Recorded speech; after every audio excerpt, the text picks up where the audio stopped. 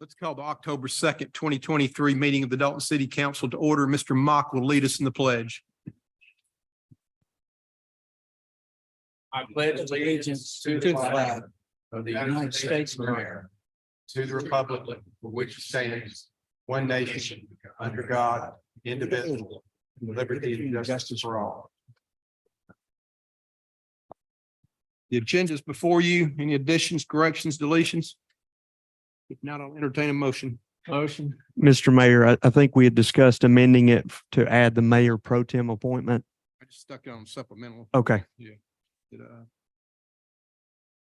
Second? Second. Second by Mr. Goodett. All in favor, say aye. Aye. All opposed, like sign. No public commentary, no cards. We got a proclamation for Cybersecurity Awareness Month. Where's our cybersecurity people? You said, where? Where? They're working the video feed tonight, so hopefully nothing, the chief is going to take care of it.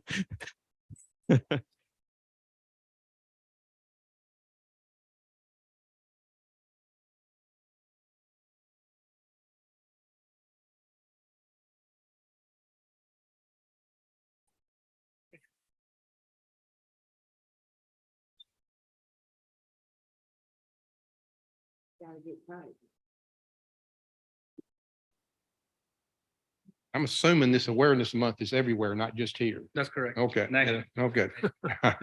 Cybersecurity Awareness Month, October 2023. Whereas during Cybersecurity Awareness Month, we highlight the importance of safeguarding our nation's critical infrastructure from malicious cyber activity and protecting citizens and businesses from ransomware and other attacks. We also raise awareness about the simple steps Americans can take to secure their sensitive data and stay safe online. Whereas cyber attacks affect our day-to-day lives, our economy, and our national security by destroying, corrupting, or stealing information from our computer systems and networks, they can impact electrical grids and field pipelines, hospitals, police departments, businesses, and schools, many other critical services that Americans trust and rely on every day. That is why it is important to continuously improve our cybersecurity and focus on these main points of cybersecurity. Use strong passwords and a password manager. Strong passwords are critical to protecting data. Password managers are a powerful tool to help you create long, random, and unique passwords for each of your accounts. Turn on multi-factor identification. You need more than a password to protect your online accounts, and enabling MFA makes you significantly less likely to get hacked. Recognize and report phishing. Phishing emails, text, and calls are the #1 way data gets compromised. Be cautious of unsolicited emails, text, or calls asking for personal information. Avoid sharing sensitive information or credentials over the phone or email unless necessary, and don't click on links or open attachments sent from unknown sources. Update software. Ensuring your software is up to date is the best way to make sure you have the latest security patches and updates on your devices. And therefore be it resolved, I, David Pennington, Mayor of the City of Dalton, Georgia, hereby proclaim October 2023 is Cybersecurity Awareness Month. And I encourage all citizens, residents to share helpful tips and resources with friends and family, especially vulnerable groups like seniors. And I want to thank y'all for what y'all do for the city, protect us, because we haven't had an attack yet, have we? No, sir. Okay, we'll keep it going. Thank you. I think he wanted to say recognizes. And sir, I would like to also recognize the IT department. To the left of me, we have Bill Lloyd. He's our systems administrator. He has been a very important and key employee in the success of improving the cybersecurity for the especially the posture for the city of Dalton, with the main projects of migrating Exchange server to the cloud, which was a total success. This is just one of the many projects Bill has helped the city with. Adrian Gonzalez, he started with us in the midst of COVID and has worked his way up from intern to senior support specialist. Adrian also always greets you with a smile every time he goes and helps you out. So you're always expected to have a great time when your computer goes down. And he also helped us deploy most of the computers that you see throughout the whole city, writing scripts. So that way we were able to cut time down to 5 minutes per machine for deployment. And then next is Andrew McDonald. He's currently our intern. He is acting as the City of Dalton's network engineer. Andrew has played a key role in deploying networks across all of our ball fields, establishing a very advanced network topography. So if you go out to our ball fields, you can experience free Wi-Fi and connectivity as for our residents as well as our patrol units that go out there. They can work just as if they were in the office. So I'd like to give a round of applause to the IT department.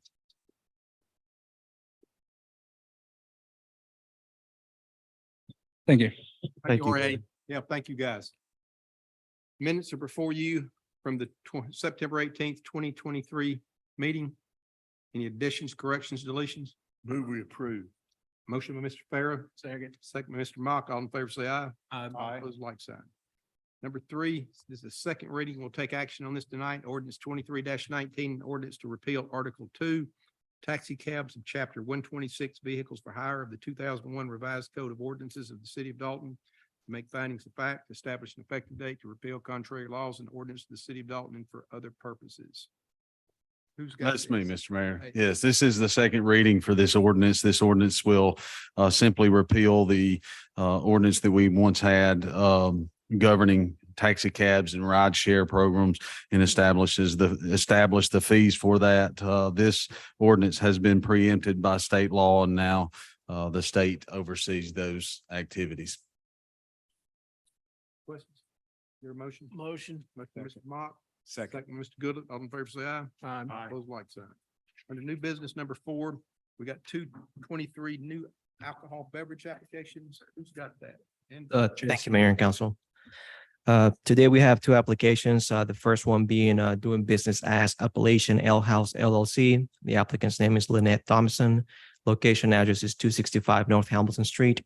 Type of license is being applied for pouring beer, wine, and liquor. The second application we have is doing business as Lin's Mongolian Grill. The applicant's name is Jim Wu Lin. The location address is 1223 Cleveland Highway. Type of license being applied for pouring beer and wine, and both the applicants are present. Your motion? Motion. Motion by Mr. Mock. Second. Second by Mr. Farrer. All in favor, say aye. Aye. All opposed, like sign. Number 5, fiscal year 23 budget amendment number 5. Good evening, Mayor and Council. As you stated, this is 2023 budget amendment number 5. For the general fund, we're increasing our revenues $348,000. $215,000 of that is a coding error from the Georgia Department of Revenue for the period of September 22nd through August the 23rd. $133,000 for an insurance reimbursement for the Matt Gaston gym floor damage. We have expenditures of $224,100. The $133,000 that is going into the recreation building repairs and maintenance budget to cover those repairs that will receive the insurance check on. Administration, professional fees, legal, $55,000 to cover the legal fees associated with our ordinance and our charter rewrite. Contracted services for human resources, $30,000. These are for defined contribution plan administration, $15,000, and drug testing, $15,000. We have $2,500 to cover administrative fees and the debt service, and then $3,600 to reflect the Emory Center utility cost contract that was approved earlier. For 2020 SPOS fund, we have SPOS revenue of $3 million that we've had excess funds collected, and then $60,000 of interest income. 2160 of that is going to go to the John Davis Recreation Center, and 900,000 will be for the police property and evidence building. For our 2021 bond fund, we have $133,000 in interest income, and that will be allocated to the Ridge Street Stormwater Bypass. Then we will be transferring out $140,390 to the Capital Projects Fund to cover Lakeshore track resurfacing. Capital improvements increase of $140,390. And that's just to show the transfer coming in, and then the site repairs for our Lakeshore track. The opioid settlement fund, we have received $8,000 more in that account. So we're just increasing the revenue $8,000. The debt service fund, we have $500 in additional revenue, and then the $2,500 in transfer from general fund for a $3,000 to cover administrative fees that are paid out of the debt service fund. Any questions? Is there a motion? Move that we approve. Motion by Mr. Farrer, The amendment.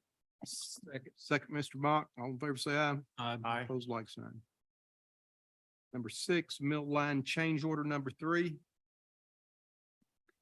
Good evening. This is a request for approval of the third change order for the mill line. A boardwalk was originally included in the scope of work, but that has been removed and that credit is reflected in the change order. With this change in credit, we have requested that the contractor pave the path from 8 to 10 feet wide. And so that is really just a credit of $73,000 for this change order. Find that again. So it's a change of scope of work. Yeah. We removed a boardwalk from the scope of work, which was 100,000 plus. And so with that removal, we requested that the contractor pave the path from 8 to 10 feet. So the cost of constructing the boardwalk was well in excess of what it is going to cost, to widen the trail from 8 to 10 feet. And the reason that this played out the way it did, the topographical survey that the plan was designed from was a little bit off in the area where the boardwalk was to be constructed.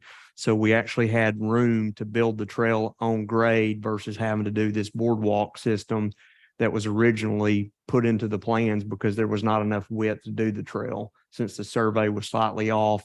Once the contractor started work and there was enough room to build the trail, we can do that much more cost effectively, pay for the additional 2 feet of paving and still come out with a credit of 73,000. Okay. So 2 feet is just in the area where the boardwalk was going to be. No, sir, it's the entire length of the 1.1 mile mainline spur and the half-mile west spur. That's how expensive the boardwalk was originally. Motion to approve. Motion, Mr. Mock. Second by Mr. Goodlet. All in favor, say aye. All opposed, like sign. Number 7, CGI Community Showcase Video Program Renewal. Thank you, Mr. Mayor. I'll take this. For anybody that's been to the city website in the last probably 6 to 8 years, you've noticed we've got the community video tour that's posted on the website for visitors and new citizens that move to Dalton. This is a service that's provided by a company called CGI, and they provide this service to the city at no charge, but they sell advertising spaces, as you see there, to pay for the cost of the program. And in this, they do videos about quality of life, real estate, education, tourism, economic development, city services, community organizations, and also a mayoral welcome. And we intend, I think, hold off on that until the election is completed. But again, this is no direct expense to the city as they secure the funding needed to put all this together through ad sales. Your motion? Motion by Mr. Mock. Second by Mr. Goodlet. All in favor, say aye. All opposed, like sign. Number 8, Resolution 23-19, Alternative Probation Services. Thank you, Mr. Mayor. I'll take this one and tag team with our court administrator on the next item because they are related. But last week, Todd Pangle and I met with the owner of Alternative Probation Services, who is here with us tonight. And he requested to terminate our existing probation services agreement due to a retirement. So we congratulate him on the ability to enjoy retirement. But that has, from a legal standpoint, caused a need for us to terminate the existing contract by resolution. And so that's what the city attorney has provided for consideration this evening. And what the termination provision requires is that the parties work together to facilitate an orderly transition to a new probation service. And again, the next item on the agenda is a contract with the new probation service, but we do anticipate a few weeks of transitioning from one contractor to the other. But we have had many years with Alternative Probation Services, and it's went well. And like I said, I do wish the owner the best in retirement. So we need to vote on this. Yeah, now. so this is a resolution to terminate the existing probation agreement. There a I motion? move. Motion by Mr. Farah, Second. second by Mr. Mock. All in favor, say aye. Aye. Opposed, like sign. Number 9, Georgia Probation Services Contract. Yes, sir. Mayor and council, I did just want to say on behalf of Judge Cowan and the municipal court, I'd like to thank Mr. Eaton for his service to the court in the city of Dalton. We appreciate the work he has performed and wishing the best in the future. On this next item, before you is the probation services agreement with Georgia Probation Services, Inc. I present them to you as the company to take over probation services for the municipal court. I have full confidence that Judge Cowan has performed his due diligence in vetting GPSI.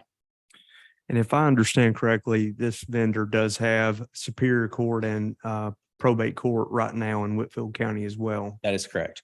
Also, the city attorney has reviewed the contract for approval for the mayor and council. Do they have a office here, Pardon? office here in Dalton, like? They do, yes.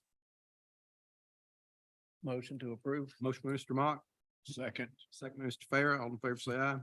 All Aye. opposed, like sign. Number 10, Ridge Street Stormwater Bypass System Dalton Project. Considerations for contract award to B and J Reed Construction. Yes, good evening, Mayor and Council. What I'm bringing forward today is for consideration of contract award to construct the Ridge Street Bypass Stormwater Project to B and J Reed Construction LLC. Give you historical context to this project. This was originally as part of the Walnut North Drainage Improvements memo that was developed and provided by the engineering consultant Arcadis back in October of 2021. From there, the Public Works Department developed a corrective action plan to address the stormwater improvements that were proposed located off right of way. Following that, we had 2 public meetings.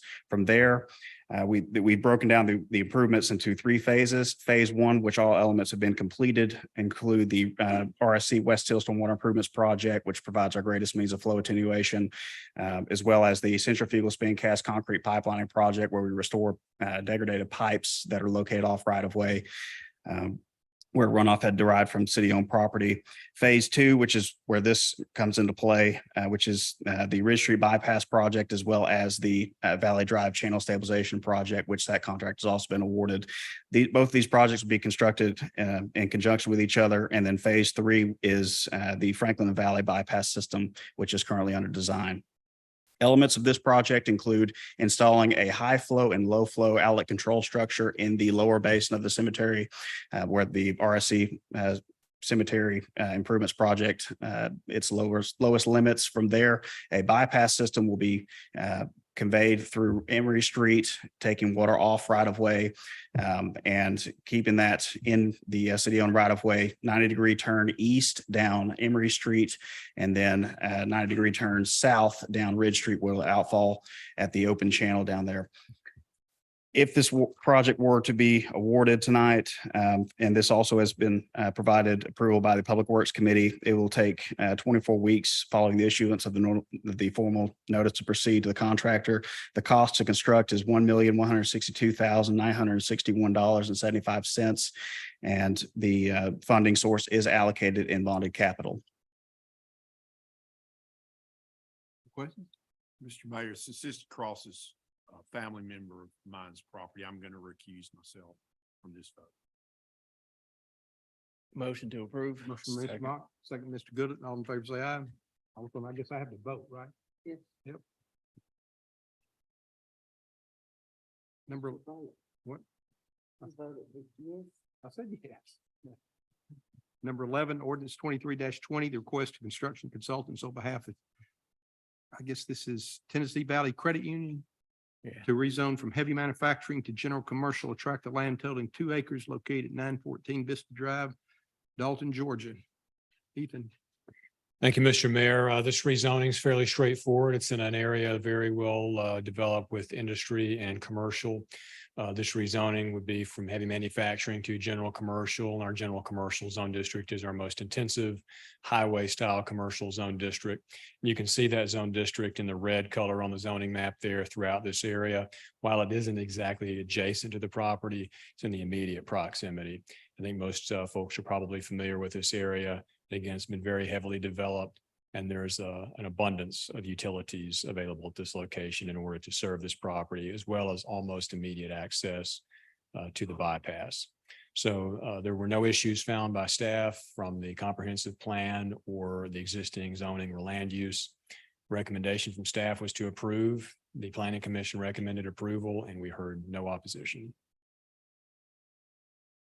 Any questions? Your motion? So moved. Motion, Mr. Farrell, second by Mr. Mock. All in favor, say aye. Aye. All opposed, like sign. Number 12, ordinance 23-21, the request of Oakwood Property Group to rezone from general commercial to central business district, a tract of land totaling 2.25 acres located at 203 South Glenwood Avenue, Dalton, Georgia. Ethan? Thank you, Mr. Mayor. This rezoning here would essentially move the central business district, or that's synonymous with the downtown zone district, across to the east of the railroad tracks, of course, expanding downtown in this area. Thus further, you can see just to the southeast of the subject property along Emory Street, Morris Street, East Morris Street, the same zone district, C3, in that sort of brown tan color there, extending throughout that area. So the central business district has already expanded throughout this area. I think most are probably familiar with the redevelopment that's been occurring in that area. This would, of course, help to continue and catalyze further redevelopment and reinvestment in that area. In terms of changing the zoning map, it would simply expand that tan color of the central business district into this area. Of course, there are no conflicts in this area. It would be adjacent to commercial on all boundaries. Looking at the comprehensive plan, it's in complete agreement, and the connectivity of this property to the current thriving area of downtown is very, very well connected with Gordon Street, with the bridge there to the north, with very safe and easy pedestrian access to this property and to things like Burr Park and public parking and other things. The only recommendation that staff proposed as a condition to consider would be to recommend that or require that the future development of the property include off-street parking as well, because one of the factors in the conventional central business district is zero lot line development, which allows the entire property from lot line to lot line to contain essentially the principal structure. So in a conventional downtown setting, like most of the historic downtown, the parking is on street. And of course, in this area, public parking and on-street parking is either non-existent or very limited. So it would be good to include some off-street parking as part of this development. And there is plenty of room to do that. So we found no issues with that property and recommend an approval with that condition. How much off-street parking are you recommending?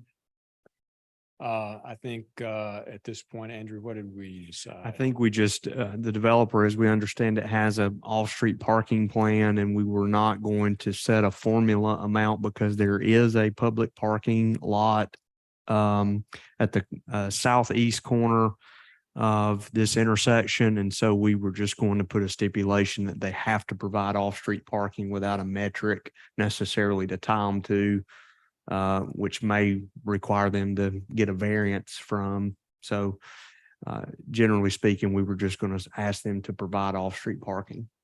So this is inside of the agreement, though, that they will. It would need to be part of the motion to provide it, that they have to provide off-street parking. All right, I'll make that motion with on off-street parking. Tell me again what the difference in general commercial and the central business district. So you're saying that the site's going to go from red to brown, right? That's correct. What's the difference in the two? That's an excellent question. So the central business district, it's our conventional downtown, historic style downtown, where you generally have a grid pattern street and you have on-street and a lot of public parking available. So it allows the developers to build their buildings all the way out to the right of way and all the way to their property lines, where the buildings essentially connect with one another. And that's our central business district. And there's some limitations in the central business district with certain uses. It's designed to be your highest and best use central business district in the community. Whereas the general commercial zone district, when you think of it, and a good visualization for that would be something like Walnut Avenue, where you have, you may have a lot of general strip mall type commercial development, restaurants, fast food, those type of things that have off-street parking as a part of their design, big parking lots and things that have to be on the private property side. So those are some of the biggest differences. And of course, some higher intensity uses like auto repair shops and things in general commercial. But I still don't understand, what is this giving the property owner that he doesn't already have? A little more flexibility with building in terms of, again, setbacks. So some of these buildings that are actually on the property now encroach on the actual setbacks in the property. And rather than go through a cumbersome variance process throughout his restoration and renovation of these properties, having the C3 zone district will give them that flexibility to work within a 0 lot line parameter versus having to meet conventional greater setbacks. C2 has some much greater setbacks and much higher off-street parking requirements. Okay, all right. Will that also put him under the Downtown Development Authority? I believe they would have to annex him as a separate order. Okay. This would just affect zoning and permitting. Okay. All right, I second that motion. All in favor, say aye. Aye. Opposed, like sign. Number 13, first reading of ordinance 23-22, an ordinance to regulate the use and placement of unintended donation drop boxes within the city of Dalton to prohibit use and placement except as provided herein, to set servicing standards for any permitted drop box, to provide penalties for violation, to establish an effective date, and for other purposes. Mr. Mayor, this is first reading on this ordinance.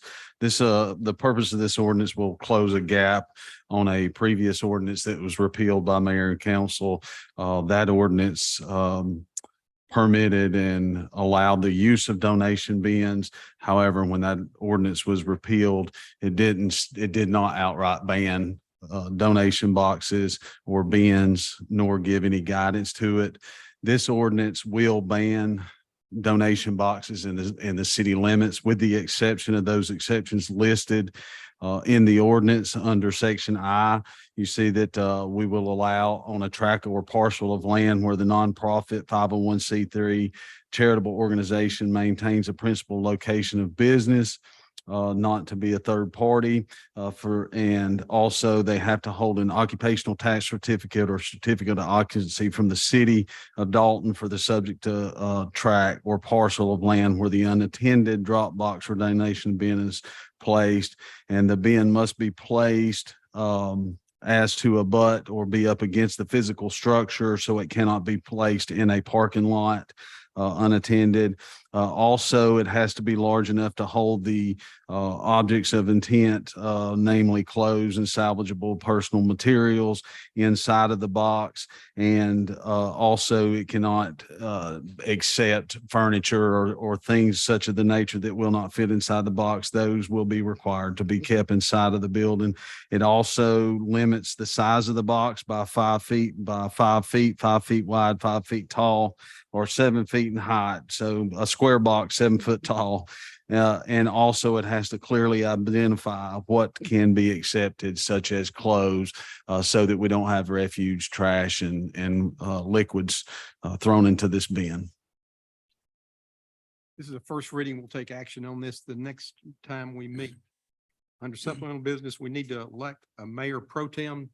There a motion on this? Mayor, I nominate our former mayor, Mr. Mock, as the mayor pro tem. Motion, Mr. Ferris, second, Mr. Goodlatte. All in favor, say aye. Aye. All opposed, like sign. All right, we are adjourned.